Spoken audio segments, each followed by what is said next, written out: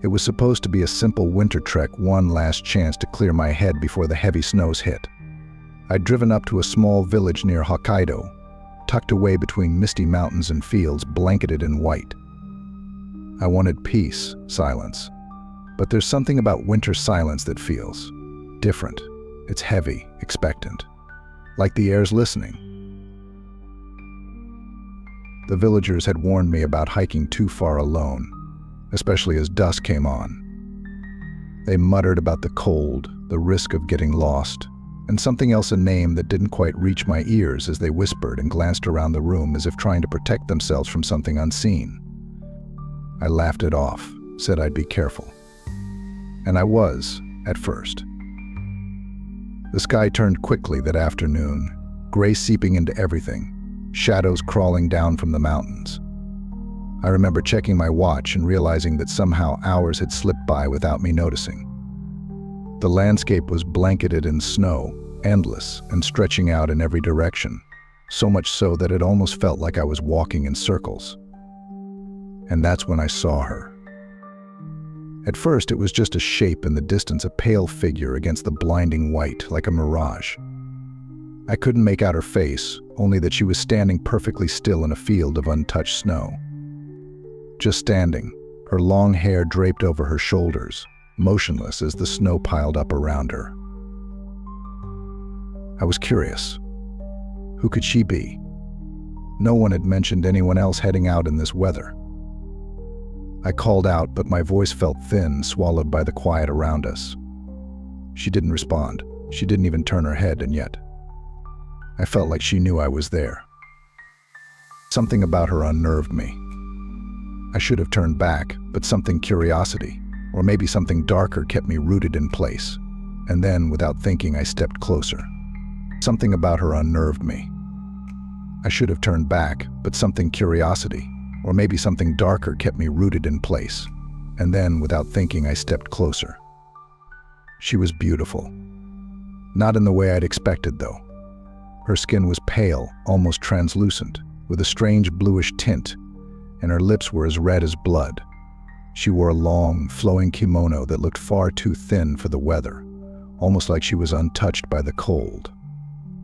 Her hair hung straight down, so dark it seemed to absorb the light. She was like a figure out of a dream or a nightmare. And then she spoke, though her lips didn't move. "You shouldn't be here," her voice echoed in my mind, soft and melodic, but tinged with something icy, something that made my skin crawl. I took another step, and she took one too, though her feet didn't seem to touch the ground. What are you doing here?" I asked, my breath fogging in the air. "Are you lost?" She tilted her head, and I saw her eyes for the first time, pale, almost colorless but piercing. They seemed to see right through me, as if she were looking into the marrow of my bones. She didn't answer, just stared, that slight smile playing on her lips. The kind of smile that makes you feel like you're the punchline to a joke you don't understand. I took another step, and that's when I realized something was wrong. My feet wouldn't lift, as if the snow had swallowed them whole. A chill ran up my legs, biting deep into my skin, and the cold that crept up wasn't like any cold I'd felt before. It was ancient. It was like death itself wrapping around my limbs.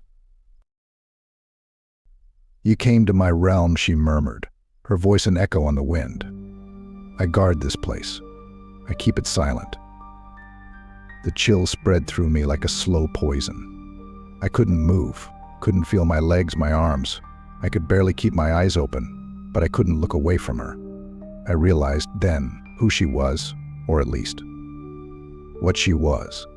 The stories, the warnings, they hadn't been about the cold. They'd been about her.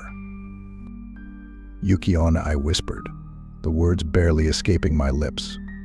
The snow woman, the spirit who haunted these mountains, feeding on those foolish enough to cross her path. Her smile widened, and I felt something tear inside of me, a deep, primal terror that froze me to the core. I wanted to scream, to run, but I was trapped in her gaze. my body growing colder and heavier with every second. My breath came in short gasps, each one feeling like a razor in my lungs. "You're mine now," she whispered, her breath icy against my cheek though she hadn't moved. I don't know how long I stood there, staring into her pale, endless eyes as everything faded to white. Just before the darkness claimed me, I thought I heard her voice one last time, a faint whisper on the wind. No one escapes the snow. If you like this story, and for more dark stories, please hit the like button and subscribe to my channel. See ya!